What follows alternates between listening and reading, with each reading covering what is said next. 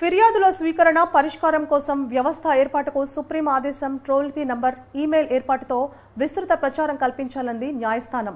ఇసుక మైనింగ్ కేసుపై విచారణ చేపట్టిన సుప్రీంకోర్టు మార్గదర్శకాలు విడుదల చేసింది. ప్రతి జిల్లాలో పోలీస్ అధికారులతో కమిటీ ఏర్పాటు చేయాలని ఆదేశించింది. ఫిర్యాదుల స్వీకరణ పరిష్కారం కోసం ప్రత్యేక వ్యవస్థను ఏర్పాటు చేయాలని సూచించింది. ఇక టోల్ ఫ్రీ నంబర్ ఈమెయిల్ ఏర్పాటుతో విస్తృత ప్రచారం కల్పించాలంది.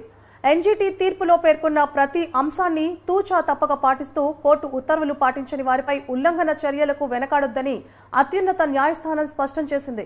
ఇక రాష్ట్రంలో ఇసుక మైనింగ్ తదుపరి విచారణ జూలై 15న చేపట్టనున్నట్లు సుప్రీంకోర్టు వెల్లడించింది.